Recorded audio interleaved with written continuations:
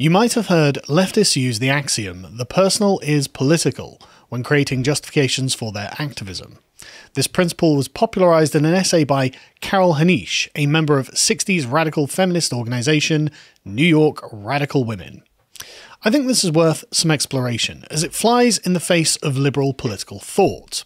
We think that there is a boundary, not only between our public and private lives, but also on the limits of the power of the state.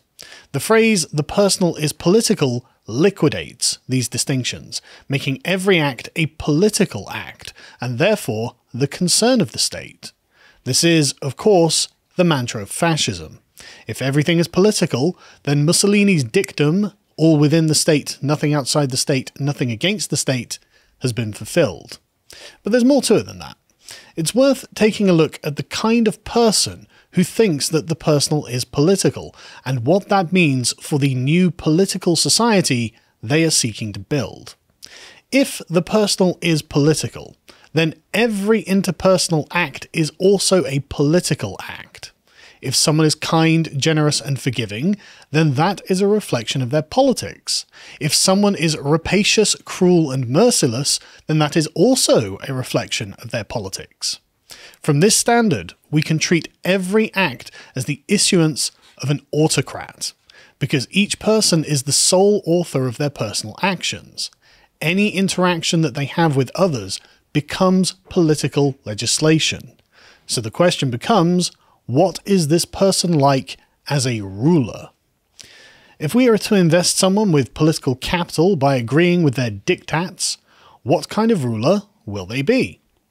If we look towards the left-wing community that occupies and legislates from social media, the answer reveals itself, and it is terrifying.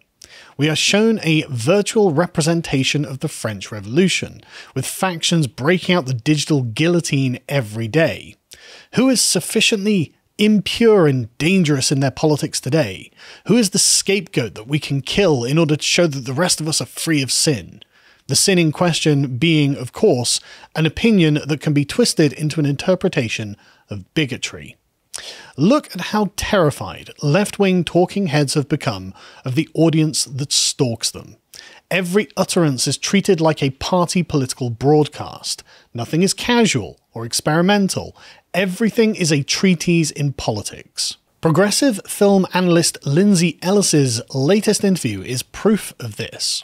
Look at her body language as she tries to explain her own community's reaction to some of her film criticism. She looks genuinely afraid of those people whose politics she champions. Another great example of this is the cancelling of a rapper known as DaBaby. After offending the extremely online woke mob, he decided to defend himself. He appealed to the higher personal standards of his gay fans, and the woke mob bayed for his blood, and he apologised. This show of contrition was mocked and derided as insincere, and DaBaby was cancelled, that is, stripped of his career, ruined, utterly, because the Twitter mob disliked a turn of phrase he used offhandedly in a live show. Then they decided to twist the knife.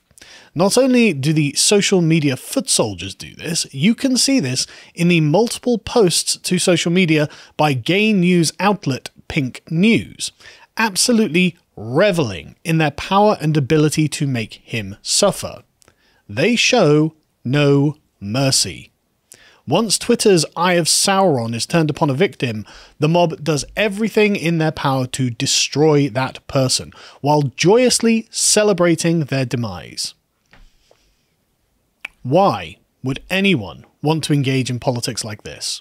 Why would anyone want to be friends with a group of people who saw their relationship with you as an expression of power over you? Why would you want to be a part of a predatory community? It's no wonder that they are constantly throwing others to the progressive dogs. If it isn't them, it could be you. Nobody could feel safe and secure in such a social group. Nobody could feel like they belonged. This is not a healthy environment for anyone to live within. The totalizing politics of the left have turned their online spaces into puritanical inquisitions. Every utterance could be a digital death sentence. It's no wonder that people are turning away from progressive politics given an environment like that. Progressives might complain that it is insincere when people claim to have turned towards right-wing politics because of the way that the left has treated them, but if the personal is political, the left is making a great number of political statements with which these people disagree. Why should they not change their minds? Our personal lives are not a political statement against the left, at least not intentionally. My family, friends, and I are just living as normal human beings, and that's rather the problem for the woke brigade, isn't it? But it's not my problem. It's their problem. If it is political to have spaces in which politics are inappropriate, then so be it. If left-wing politics means you can't ever not be political, then I'm happy to not be a part of that. And if right-wing politics means not going on witch hunts over ideological impurity, fine. But left-wing activists should not be terribly surprised that people recognise that their spaces are poisonous and want to leave.